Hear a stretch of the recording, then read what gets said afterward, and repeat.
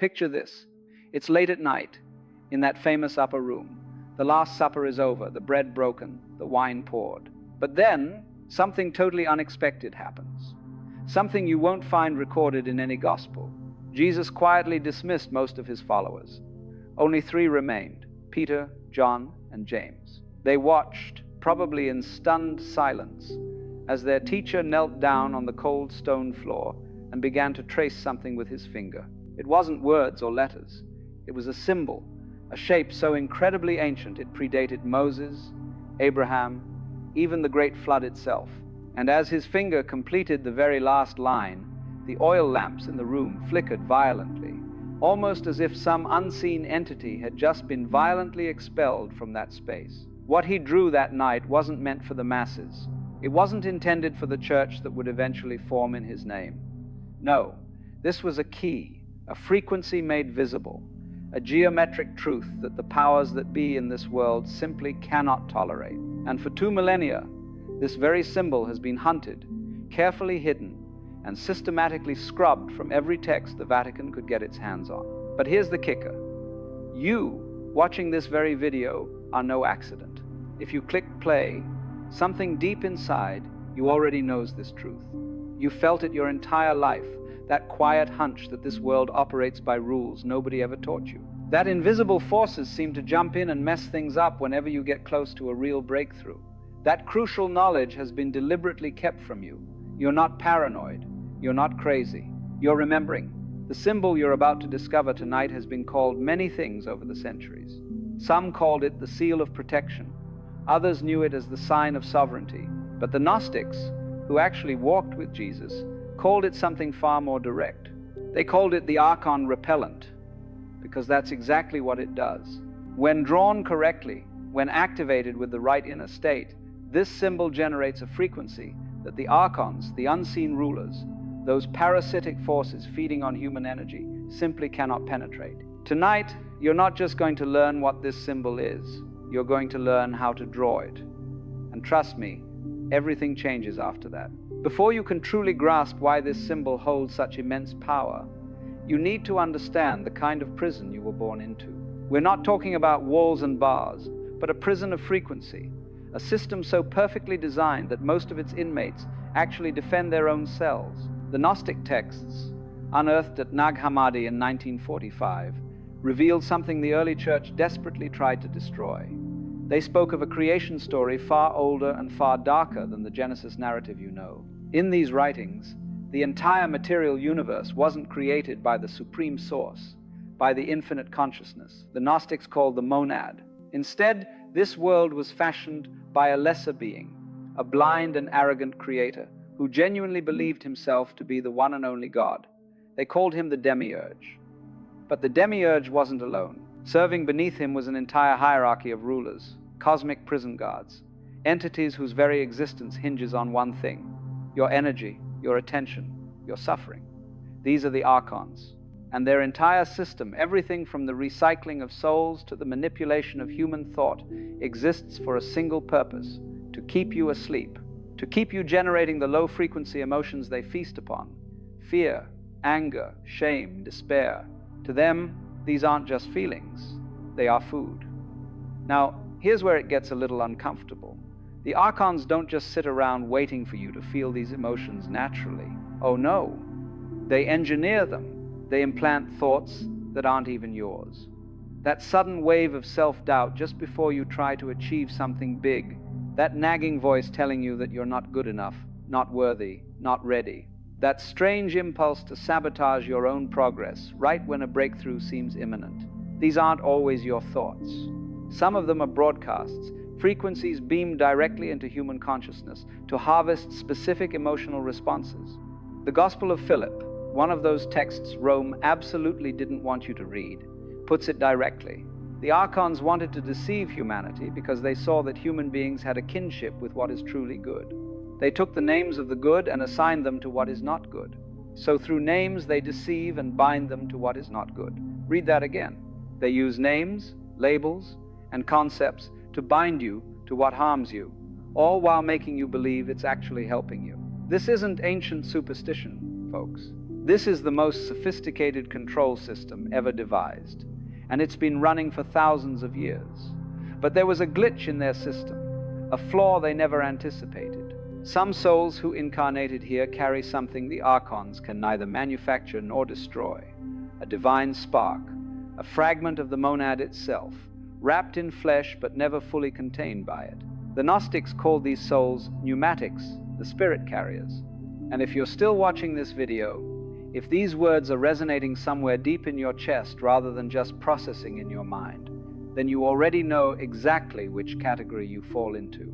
The Archons recognized this threat from the very beginning. They knew that certain humans couldn't be fully controlled, couldn't be completely hypnotized by the material illusion. So they developed strategies specifically designed for souls like yours. Keep them distracted, keep them doubting themselves, keep them isolated from others who carry the same spark. And above all, keep them completely ignorant of the tools that could set them free. This is where Jesus of Nazareth becomes truly dangerous to the official narrative. The church built in his name wants you to believe he simply came to forgive sins through his death. Believe the right things, perform the right rituals, and you'll be saved after you die. But the Gnostic Gospels paint a radically different picture. In these texts, Jesus isn't primarily a sacrifice. He's a teacher, a revealer of hidden knowledge, a being who descended into this very prison specifically to hand the inmates the keys to their freedom. In the Gospel of Thomas, also found among the Nag Hammadi texts, Jesus says something that would never survive in any mainstream church. If you bring forth what is within you, what you bring forth will save you. If you do not bring forth what is within you, what you do not bring forth will destroy you. This isn't about passive belief. It's about activation, about bringing forth something that's already inside you. And one of the most powerful activation tools he taught was never meant to be spoken. It was meant to be drawn. The symbol we're talking about tonight appears in fragments across multiple traditions, always half hidden, always encoded. Early Christian art from before the Council of Nicaea contains geometric patterns that later church authorities systematically removed or painted over. The Coptic Christians of Egypt preserved certain marks and seals that Rome declared heretical. The Knights Templar, after their excavations beneath Solomon's temple, started incorporating specific geometric forms into their architecture and secret ceremonies forms that led directly to their violent suppression by a pope who called them devil worshippers. Ask yourself a simple question. Why would the most powerful religious institution in human history spend centuries hunting down a mere shape? Why would they burn libraries, execute scholars, and declare entire populations heretical over geometric knowledge? The answer is as simple as it is disturbing, because it works. Because the symbol actually does exactly what the ancient texts claim it does. The mechanism isn't magical in the way fantasy movies portray magic. It's scientific in ways your current science is only just beginning to grasp. Everything in this universe vibrates at specific frequencies. Your thoughts have a frequency. Your emotions have a frequency. Your intentions, when focused, generate measurable electromagnetic fields. The HeartMath Institute has documented this extensively. The human heart produces an electromagnetic field that extends several feet beyond the physical body, and that field changes its structure based on your emotional and mental state. Geometry is, in essence, frozen frequency. Every shape holds a specific vibrational signature. This is why sacred geometry appears across every ancient civilization, why the same patterns emerge independently in cultures that never even contacted each other. They weren't copying each other. They were discovering the same universal truth. Certain forms amplify certain frequencies. Certain configurations create fields that interact with consciousness in predictable ways. The symbol Jesus drew that night in the upper room was not arbitrary. It was precise. It was a geometric configuration specifically designed to generate a frequency that archonic entities cannot tolerate, not because it destroys them, but because it operates on a vibrational level they cannot match. It creates a field of coherence, of sovereign awareness, that their parasitic frequency simply cannot penetrate. Think of it like a radio signal. The Archons broadcast on specific frequencies, low vibration channels of fear and confusion. The symbol, when drawn and activated correctly, shifts your personal field to a frequency so far outside their range that their transmissions cannot reach you. Their implanted thoughts slide right off. Their emotional manipulations find no purchase. For the very first time, you experience what your mind actually feels like without external interference. The Vatican's suppression of this knowledge follows a blood-soaked trail spanning 2 millennia. When Constantine convened the Council of Nicaea in 325 AD, the official goal was to unify Christian doctrine.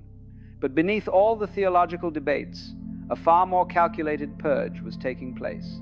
Texts were being sorted not by their spiritual truth, but by their threat level to centralized control. Any gospel that empowered the individual, that suggested direct access to the divine without institutional mediation, was marked for destruction. The Gnostic texts weren't simply excluded from the Bible, they were hunted down. Bishops received explicit orders to burn any copies found in their regions. Possession of these texts became a crime punishable by death. The Gospel of Thomas, the Gospel of Philip, the Gospel of Mary, the Apocryphon of John, these weren't obscure scribblings by fringe groups. Many of these texts were actually older than the canonical Gospels. Some scholars argue that the Gospel of Thomas contains sayings of Jesus more authentic than anything in Matthew, Mark, Luke, or John. But authenticity was never the criterion. Control was. And among all the suppressed knowledge, the geometric teachings received the most aggressive erasure. Why? Because words can be reinterpreted. Words can be twisted to serve institutional power. But geometry is absolute.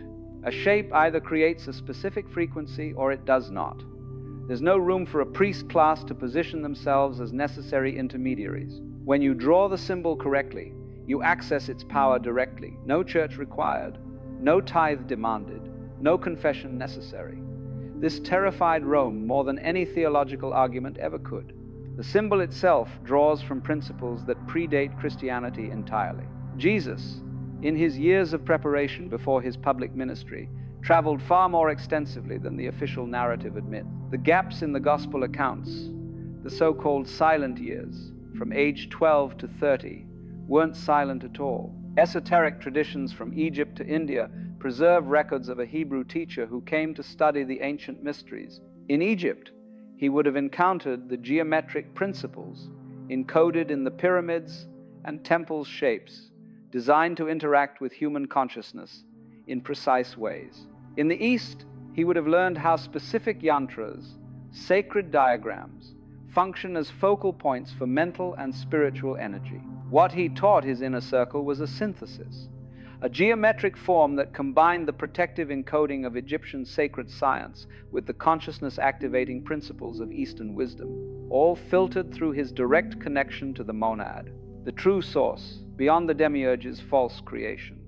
The symbol has 3 primary components, and each one serves a specific function. The outer boundary represents your sovereign field, the energetic perimeter of your very being. This isn't metaphorical. Your body generates measurable electromagnetic fields, and these fields have edges, boundaries where your energy meets the external environment. The outer line of the symbol, when drawn with conscious intention, declares and reinforces that boundary. It's a statement written in the language of frequency. I am sovereign. I am whole. Nothing enters this field without my conscious permission. The inner pattern creates coherence. The archonic strategy depends on fragmentation. They need your energy scattered, your attention divided, your sense of self broken into controllable pieces. The internal geometry of the symbol generates a harmonic pattern that draws your fragmented energy back into alignment. It functions like a tuning fork for consciousness.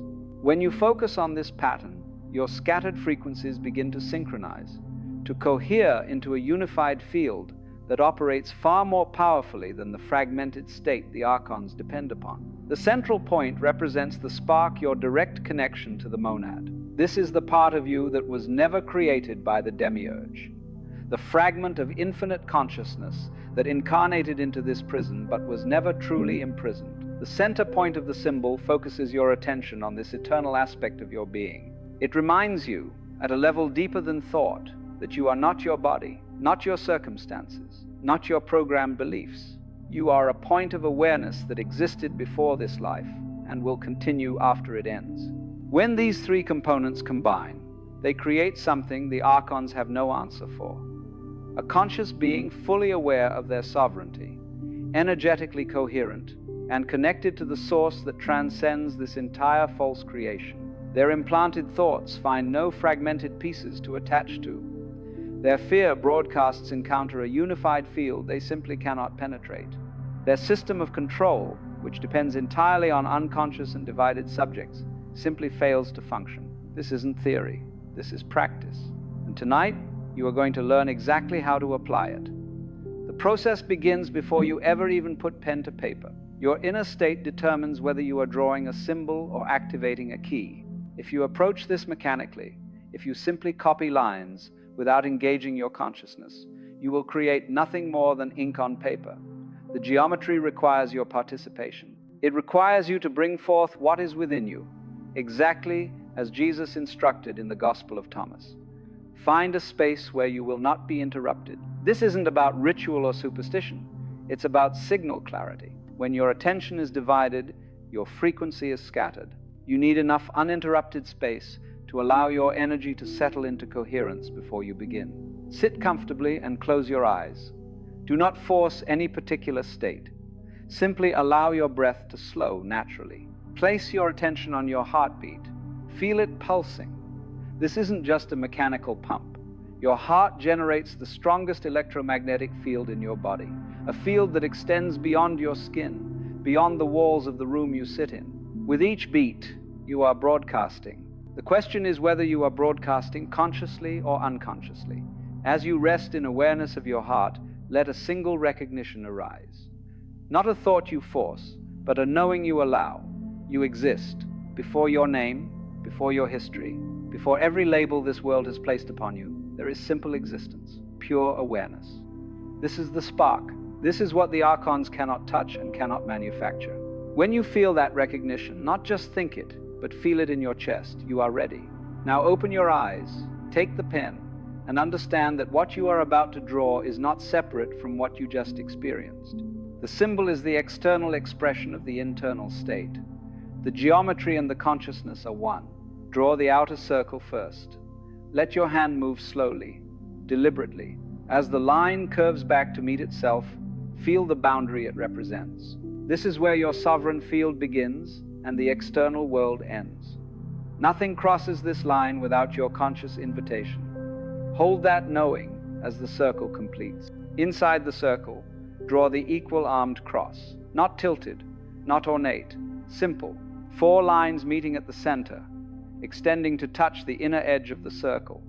This is the coherence pattern. The 4 directions, the 4 elements, the scattered pieces of your energy being called home. As you draw each line, feel the fragmentation of your daily existence beginning to settle, to organize, to unify. At the center point where the lines meet, place a single dot, small but deliberate.